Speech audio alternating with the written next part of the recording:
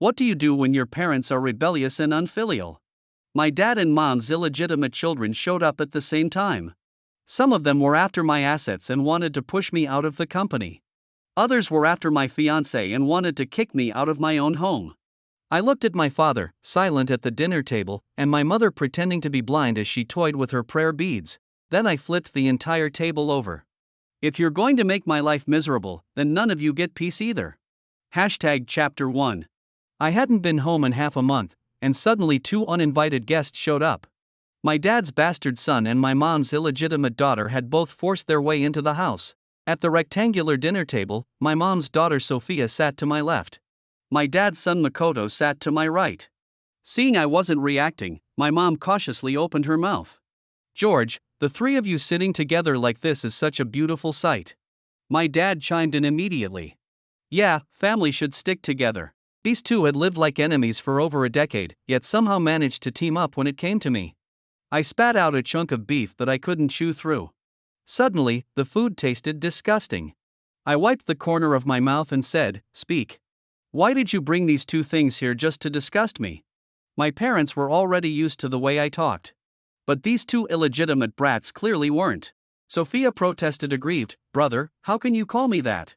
Makoto snapped, "George, who the hell are you calling a thing? I'm your brother." 2 people, 2 styles. They were textbook cases of what I'd expect from illegitimate children. Under the table, my dad yanked at Makoto hard, then turned to me with a fake smile. "Makoto and Sophia are back with us now, your mom and I decided together. They're family. We can't just leave them out there." I didn't even look at him. Instead, I turned to my mom. "This your idea too?" She gave a forced smile. "It's everyone's idea. A shared decision." I nodded. "All right. If everyone's fine with it, then I'm fine too. So, which rooms will they be staying in? Do we need to remodel anything?" The moment I let that out, everyone seemed relieved. My mom chirped, "No need for remodeling. Makoto will stay in the big guest room on the first floor. As for Sophia, well, the other guest rooms are all a bit cramped and she's not used to tight spaces. As her older brother, you should be considerate. Let her have your room for now." I forced a smile and stood up. Half a month away and they already claimed my room. Did you really think I'd just roll over if I stayed quiet? Under their confused stares, I grabbed one corner of the table and flipped it over with a crash. Smash! Marble slab, stew and dishes shattered and splashed all over the floor. My dad and Makoto didn't escape either. Piping hot pork and yam soup drenched them both. "What the hell? Are you crazy? What's wrong with you?" My mom's scream and my dad's shout came at the same time. The housemaids came running from outside, but none of them dared step forward. My dad roared, "You ungrateful brat! Are you trying to rebel?" I gave him a cold look. Funny how short his memory was. I'd already rebelled a long time ago. Rolling up my sleeves, I pulled a baseball bat out from under the wine cabinet. Under everyone's stunned eyes, I walked out of the dining room and took the elevator upstairs. The glass elevator let me see my mom's terrified expression. She knew exactly what I was about to do. Chapter 2. Not long after, the sound of glass shattering echoed from upstairs. All the brand new furniture in the bedroom had been smashed to pieces. I yanked the women's dresses and skirts out of the closet and tossed them onto the bed. There were also a few pink Chanel and Hermes bags in the wardrobe. I pulled out a lighter, lit a cigarette, and tossed it onto the pile. The flames caught fast, so fast that by the time my mom and Sophia rushed upstairs, they arrived just in time to see the fire devour those bags. "No! My bags, my clothes!" Sophia cried out and tried to throw herself into the fire, but my mom held her back with all her strength. My dad and Makoto showed up soon after and went looking for the fire extinguisher. Before my dad left, he still managed to curse at me, "You ungrateful brat. But people should be held accountable for what they say. Ever since I turned 18, no one's insulted me without paying a price." I still remember when that whole supermale syndrome thing started trending online last year. That was the first time my dad found out there was such a gene. He repeatedly asked our family doctor whether I had it. The doctor advised him to stop reading those clickbait accounts, but he wouldn't listen. Eventually, he learned the term and used it constantly. He said I was born a bad seed. Totally unfair. I hadn't even done much. Just kicked his secretary so hard she had a miscarriage. told off a college girl he brought home until she dropped out, and shipped his soulmate, the cleaning lady from the office, all the way to Africa. He had no boundaries, so I helped him set some, none at all. While upstairs was burning hot, I wasn't idle downstairs either. Makoto didn't have much stuff in his room, which made it easier. By the time they finished putting out the fire and came looking for me, I was in the bathroom flushing the toilet. Makoto's computer had been snapped into 4 pieces, his tablet had a hole through it, his hard drive and camera were all smashed to bits and tossed into the toilet. When Makoto saw the mess in the bowl, his face turned beet red. "You bastard! I'm gonna kill you," he screamed, charging at me with clenched fists like he really meant it. I ducked low, slipped under his armpit, spun around and landed an elbow to his lower back, then followed up with a kick straight to the groin. I grinned. "You wanna throw hands with me?" I trained in mad dog boxing, designed for going straight for the kill. Makoto crumpled to the floor instantly. I knew exactly how hard I hit, he wasn't getting up for at least 30 minutes. I clapped my hands. Now that the small one is dealt with, it's time to take care of the old one. Chapter 3. While my dad was busy calling the family doctor to check on Makoto, I figured I might as well deal with my mom first. I smiled at her and said, "Mom, you wanted to bring Sophia home to live with us?" She immediately waved her hands, panicked. "George, no, that's not what I meant at all. You know I've devoted everything to you all these years. I even stopped doing beauty treatments just to pray for your well-being at the temple every day. Your sister only showed up because that bastard your father had is stirring the pot again. I swear I'll deal with her properly this time." Ever since I turned 18, my mom had been obsessed with burning incense and praying to Buddha. She said it was to help pay off my karmic debt. I might have believed it if I hadn't seen her detour into a high-end escort club on the way to the temple. That still cracks me up. I always thought my mom had it rough, married to a man who never came home, then raising me alone. That's why when I went after my dad, I spared her. But she shouldn't take advantage of people just because they're being kind. I curled my lips into a generous smile. "I won't hold your daughter against you," I said. She had just started to relax when I continued, "I heard your son's about to start junior high. Education here's terrible. Why not send him abroad?" "Let me think, how about Myanmar?" Her eyes widened. All the emotional mother-son act she'd been putting on disappeared in an instant. She snapped, "Are you insane? How could Xiaobao go to a place like that? If you want to send him away, you'll have to kill me first." I didn't respond. Screaming threats like a gangster, how undignified. This is a society ruled by law. I was simply thinking of providing my dear little brother with a better education. I called over my personal bodyguard. I said, "Book a flight to Myanmar for tomorrow. Also, go to Rose Villa Building 18 and bring back Luis Bai. Who knows how many years this trip will last. Mother and son should have a proper reunion tonight." Instantly, my mom's eyes filled with terror. She was so frightened she forgot to cry. She thought she'd hidden Luis well. No one was supposed to know where he lived. She loved him so much that she only dared visit once a month. Now she was truly scared. She grabbed my arm and sobbed. "George, he's your real brother. He's only 12. He hasn't done anything wrong." I frowned and pulled my arm out of her grip. Seeing her crying like her soul was being torn apart, I wavered. The bodyguard was still waiting beside me. I changed my order. "Cancel the Myanmar flight. Book one to Germany instead. Let him attend the best university there." Then I ignored my mother's wails and walked off. When I went to find my dad, he was on the phone. I wasn't sure what the person on the other end said, but I heard him shout something about someone being crazy. I silently walked over and snatched the phone from his hand. Seeing the name Laura on the screen, I smiled and squinted my eyes. "Ms. Laura, why not come visit sometime? Why didn't Makoto bring you over today?" I waited a while, but the line was silent. I checked and saw the call had already ended. I tossed the phone back at my dad, who was clutching his chest, gasping for air. I frowned. "What kind of man are you? Your mistress dares hang up on you now." Chapter 4. My dad kept taking deep breaths like he was about to faint from the shock. It took him a while to calm down, then he ground his teeth and said, "What exactly do you want?" "Look at what you've done to Makoto." I had no intention of showing my dad any kindness. I said coldly, "What have I done to him? If he tries anything again, I'll make sure he can't ever have kids. You know me, Dad, I always follow through." He shouted, "You disgrace of a son. You're just rotten to the core."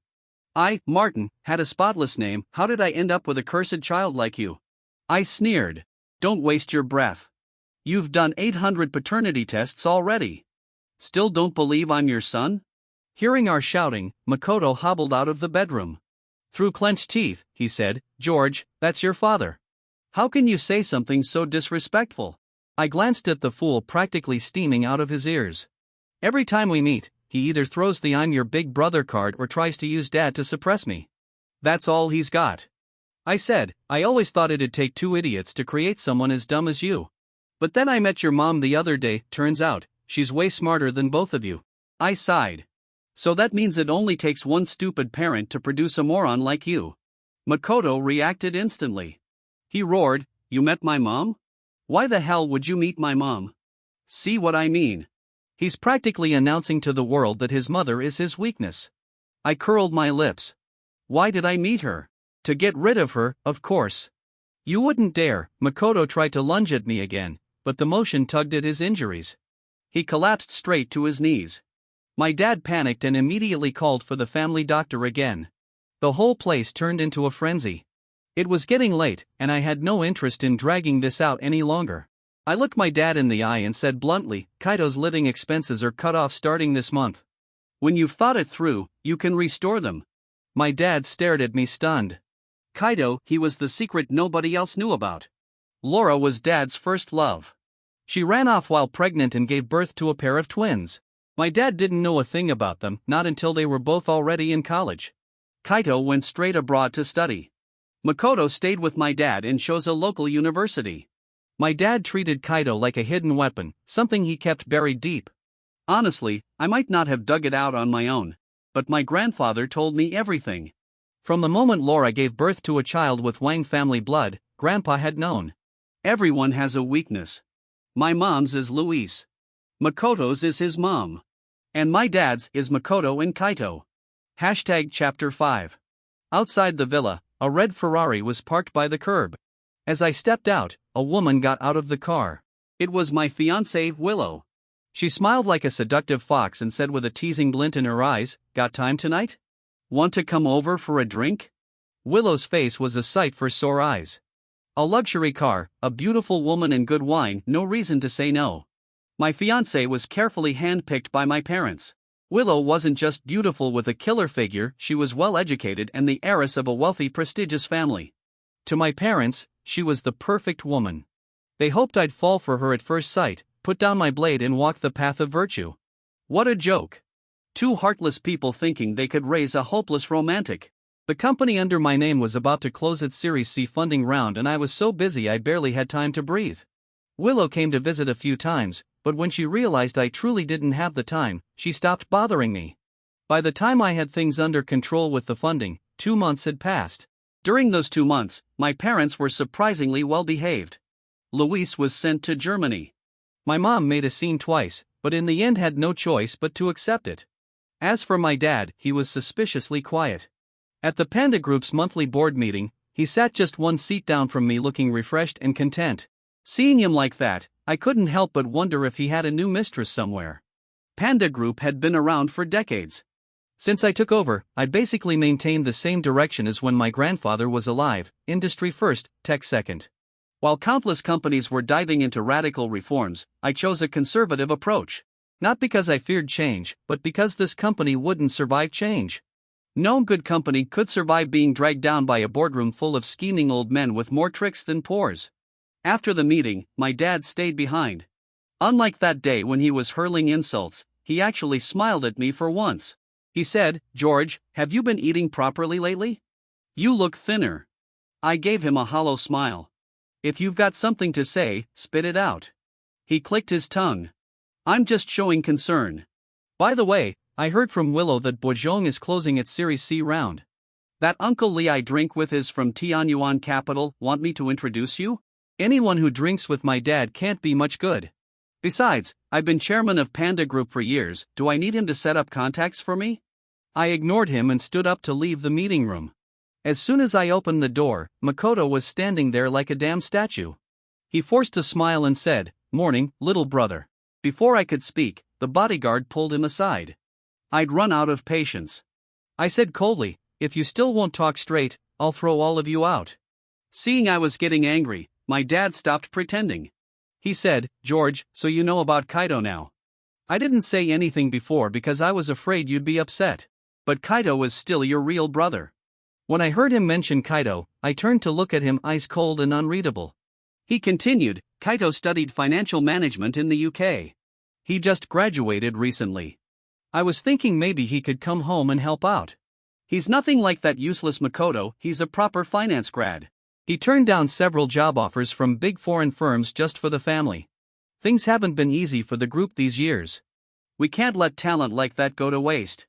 The GM position in the sales department is still vacant, let your brother take it. The way he looked at me even had a trace of caution in it. All these years, he's cursed me, hit me, hated me, feared me. But he'd never looked at me with caution. How pathetic. For the sake of another son, he could suddenly grovel and play humble. I curled my lips into a smile, one that never reached my eyes. "Sure," I said.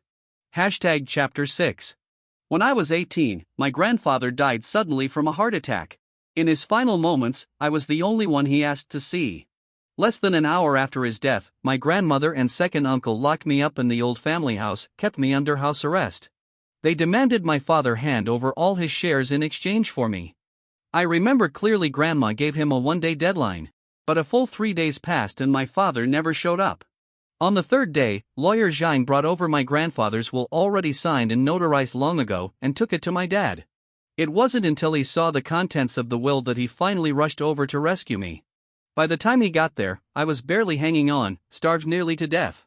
My grandfather had left me 29% of his shares in the company. Even now, I can't help but laugh when I think of that day. One second, Grandma and my uncle were ready to let me die, the next, they changed their expressions on the spot when they saw the will.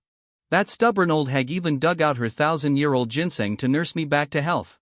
My father was even more dramatic, putting on the face of a loving father. He actually called the police and had his own mother and brother arrested for what they did. That's when I realized no sane person can survive in this family. While I was recovering, my father kept trying to sweet-talk me into transferring the shares. My mother, who was on vacation in the Maldives with her boy toy, even made a special trip back just for my shares. I said yes. Then the moment they let their guard down, I snuck out. By the time they found me, I'd already signed and filed my own will with the best legal team in the city. In the event of my death, all my shares and assets would be liquidated and donated to charity. In other words, if I died, my parents wouldn't get a single cent. With just his 3% of shares, my dad would eventually burn through it all. From that moment on, the Wang family was mine to run. And if I'm in a bad mood, no one in this family gets to smile. That same day, Kaito flew back to the country. My secretary showed me a photo of their happy little reunion. In the photo, Kaito wore a crisp white suit and gold-rimmed glasses, looking every bit the mature and polished man. From his background, it was easy to tell he inherited his mother's brains. He was a top student growing up. And the moment he found out Martin was his biological father, he didn't hesitate for a second to let him foot the bill for his overseas education. Smart people usually know what they want. But it's also the smart ones who tend to overestimate themselves. Chapter 7. On Monday, Kaito arrived at Panda in Martin's car. He didn't care about other people's stares the whole way and carried himself with composure and grace. Even when HR led him to a regular sales rep's desk in the sales department, he was only briefly surprised. I was in my office having just finished speaking with the newly appointed sales manager when the secretary announced Martin's arrival. He stormed into my office seething with rage. When he saw how relaxed I was, his fury exploded. "You ungrateful brat! What did you make Kaito do? He has a master's degree in finance, how could you send him to do that kind of work? Out there under the sun and wind, how could he endure that?" I looked at him calmly and said, "Dad, Panda isn't some game. No one comes in fresh out of school and gets to be a manager. Makoto also started by doing ground-level sales, why can't Kaito?" Back when Makoto wanted to join the company, Martin tried to get him a director-level position right off the bat. I generously let him in. Even though he's an illegitimate child, he's still family, better to keep him close where I can watch him. But how could someone just walk in and be made a director? I told Martin he needed to start from the ground level to understand the business.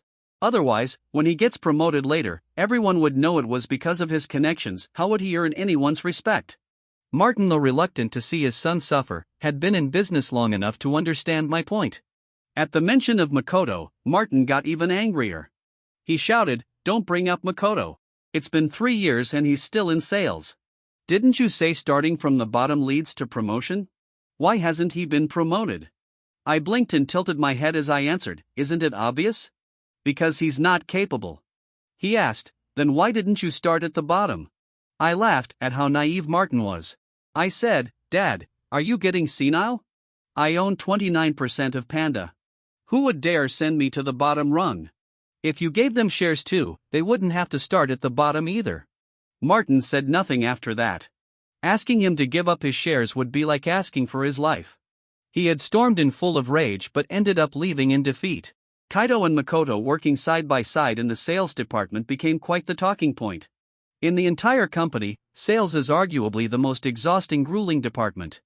I never gave any direct orders, but the people here are all seasoned players. Naturally, they left the hardest work to the two brothers. Makoto's physically strong, so he could handle the dirty and tiring tasks. But Kaito was different. He was a high achiever academically, and after 2 weeks of grinding it out, he finally broke. At noon, just as I arrived at Panda, he stopped me. Gritting his teeth, he looked at me stubbornly and said, "We need to talk." "Brother." He emphasized the word brother heavily. I took off my sunglasses and gave him a once-over. He'd gotten a bit darker compared to the day he returned, and that aloof, breezy look on his face had mostly disappeared. But the superiority in his eyes was still thick. I couldn't figure out what exactly he had to feel superior about. I put my sunglasses back on. The bodyguard immediately moved to block him aside. What a joke. Someone like him thinks he's worthy of having a talk with me? Behind me, Kaito couldn't hold it in and shouted, "George, I have Wang family blood in me just like you. Don't push it too far." I didn't even turn around. I ignored him completely. Chapter 8. After I ignored him, Kaito didn't come looking for me again. Sometime later, the secretary mentioned that he was getting along well with people in the sales department. He often treated his co-workers to drinks and meals. Even when he overheard someone gossiping about him being an illegitimate child, he remained composed and handled it with grace. Many people started seeing him in a new light. Gradually, rumors began spreading throughout the company. They said I was heartless and cruel, making things hard for my own blood brother. Some even went as far as to claim that my mother was the mistress who tore Martin and Laura apart and that Kaito and Makoto were the true heirs of the company. In the break room, a male employee was vividly describing how despicable I was and how noble Kaito was. I couldn't help but laugh out loud when he finished speaking. Instantly, the whole break room fell silent.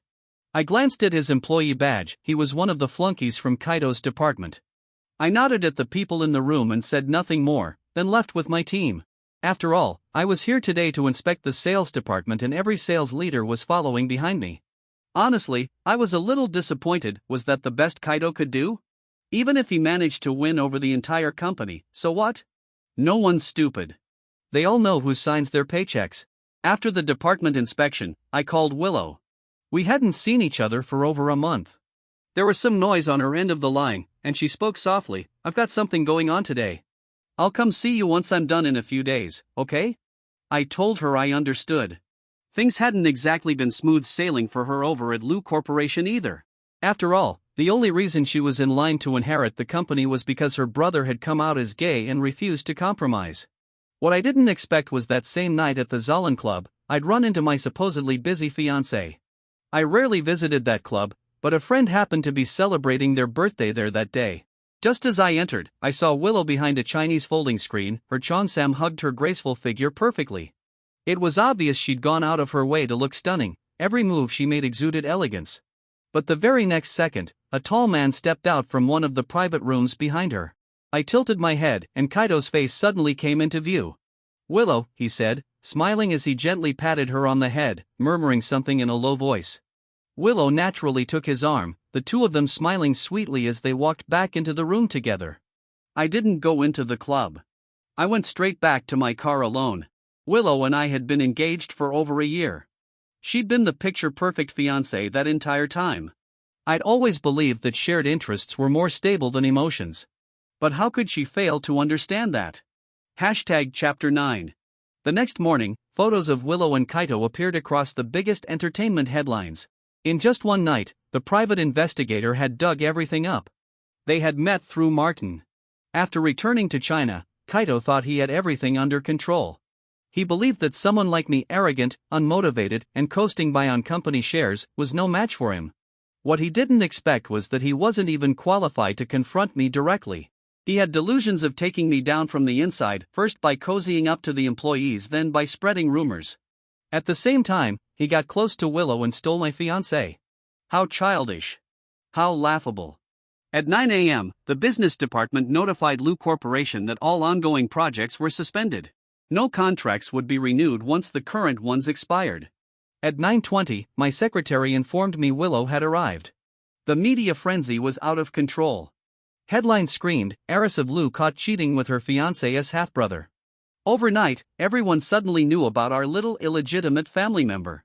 Lu Corp couldn't scrub the trending topic, so they tried to distract the public by buying another hot search. But unfortunately for them, public opinion was under my control. No matter how big the other scandals were, none could bury this one. The secretary brought Willow in. She anxiously began explaining, "George, it's not what it looks like with him, please let me explain." I raised my hand and cut her off. "Willow, fulfill the duty of the role you're in." She froze. I continued slowly, "I thought you were smart enough to know exactly what kind of arrangement we had when you agreed to this engagement, even with the deal you struck with my father and his people. But I was wrong. You're just as stupid as the rest. Do you know what happens to people who betray me? Willow, while I'm still in a good mood, get out." Her face flushed red and pale in turns. She clearly hadn't expected me to be so ruthless. But she forgot I've never been someone who plays nice. After a moment of silence, Willow snapped bitterly, "George, you never had any real feelings for me." Real feelings? How could I not? The truest thing I've ever had is my ambition. I sneered at her. "Who do you think you are that you'd deserve my true feelings?" The secretary entered to escort her out. Willow had barely walked out when Martin stormed in. He yelled, "Take that trending topic down right now. Do you know what people are saying about Kaito?" I shook my head. No, seeing my attitude, Martin flew into a rage and swept all the documents off my desk. Chapter 10. He demanded, "What exactly are you trying to do? Your brother just had dinner with Willow. Do you really need to blow things this far out of proportion? Do you have any idea what kind of impact this will have on Kaito? What people in the company will think of him? And you getting your fiancé stolen, does that make you look good? Take the trending topic down immediately and promote Kaito. Look at what these past few months have done to him. Also, make Makoto his assistant. I mean, seriously, you don't even use the talent in your own family. Real brothers should fight battles together just like fathers and sons on the battlefield. Instead, you bury them in the trenches just because you're jealous. How can someone so envious of talent possibly run a company? And another thing, I saw Willow leaving just now. Go apologize to her. A man should know how to be magnanimous. If you keep acting this way, what will people say about you?" Martin just wouldn't shut up. I wanted to rip his mouth off. I took a deep breath, forcing myself to calm down. Hitting people is illegal. Ripping mouths off? Even worse. I just steadied myself when Martin started up again. "Are you even listening to me? Kaito is so outstanding, can you stop holding him back? If I'd known you'd turn out like this, I should have strangled you at birth." Smash! The sound of crystal shattering echoed through the office. Martin froze, staring in disbelief at the fragments on the floor. If he hadn't moved fast enough, that sharp-edged crystal ornament would have smashed right into his head. You. I stood up, picked up another ornament from my desk. Step by step, I walked toward him. By the time I reached him, his forehead was already glistening with sweat. It was the first time I truly looked at him. He was getting old. The man who once loomed over me like a dark cloud was now nothing more than an insignificant drop of rain. I said, "Martin, if you weren't my father, I'd have 100 ways to make sure you wouldn't survive." He blinked, his lips twitching, trying to say something. Before he could speak, I raised my hand and aimed the ornament straight for his head. Martin shut his eyes tightly, instinctively shielding his head with his arms. But the pain never came. My hand stopped just a few centimeters above him. He stammered, "Why, you wouldn't dare." Smash! Before he could finish, I let go. The crystal hit the floor, shattering, the pieces scattering and merging with the earlier shards. I said, "Dad, you're getting old. Your health isn't great. Why don't you retire overseas?" I returned to my desk and pressed the intercom to connect with the secretary's office. A few seconds later, the secretary came in. I said, "Tell HR to fire Makoto and Kaito. They're to complete their exit process and leave Panda before noon. Also, Kaito's personal conduct is a disgrace, he's tarnished the company's reputation. I don't ever want to see him again." I pointed at Martin, who still hadn't fully processed what was happening. I said, "Since Mr. Wang wants to retire abroad, let's remove him from his corporate position. No need to keep the title and have him step down from the board as well." Martin shouted hoarsely, "George, I'm your father. You can't do this to me." I looked at him coldly and said, "You should be grateful you're my father." Chapter 11. That day, I returned to the Wang family's old house. For once, my mother and I had a calm, peaceful dinner together. At the table, she hesitated for a moment before finally speaking. "George, can I go to Germany?" I looked up at her well-maintained face. There were no signs of age on it. She still looked as young as she did 15 years ago when I was crying and begging her not to leave. But back then, her face showed only resolve. Now, it showed love. Love for Luis. I found it all unbearably dull. I ate the last piece of rib in my bowl. It was sweet and sour pork ribs, my mom had made them herself. They used to be my favorite. Now, they tasted bitter. I said, "Take Sophia and that man with you. Don't come back." When my mom left, she only carried a single bag.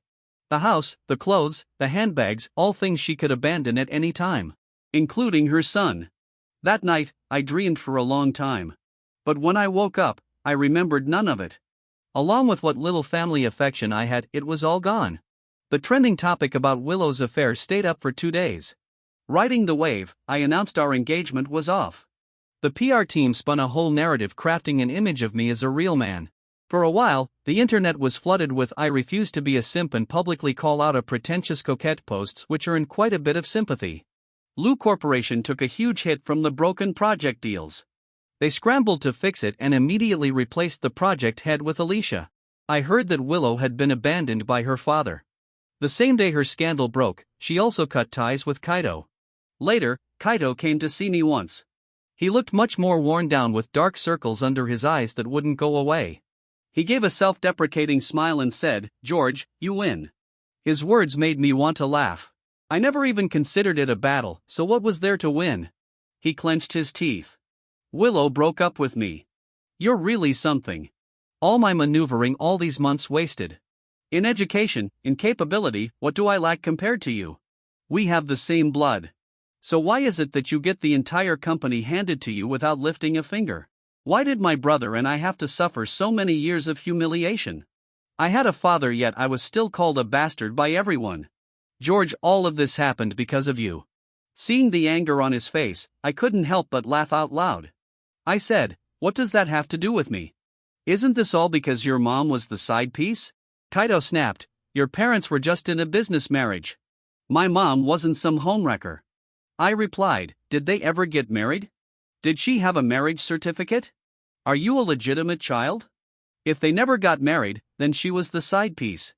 If you weren't born in wedlock, then you're an illegitimate child, call it whatever you want, scream it to the heavens, it doesn't change what you are." Kaito was furious, my words had hit him right where it hurt. He lunged at me trying to hit me. But the next second, I kicked him in the knee.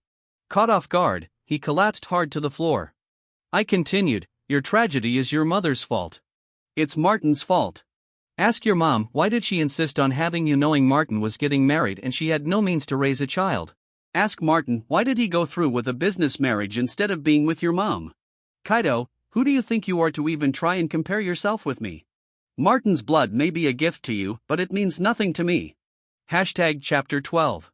After Kaito left that day, I stopped paying attention to him. He couldn't stir up any trouble. I began a series of collaborations with Alicia. She was all business, never brought up anything outside the scope of our projects. There are no permanent enemies in business. With my added support, internal strife erupted at Lu Corporation. I've never believed in let things go when you can. What I believe in is, when your enemy's weak, finish them off. By siding with Alicia, I dealt a heavy blow to Willow. Where there's internal strife, there's chaos. The first major incident, a project Lu Corp had been sure to win, got snatched away by a small competitor. Rumor had it that Mr. Lu lost it completely. He slapped Willow across the face right in front of everyone at the company. What followed was a domino effect. One scandal after another broke out.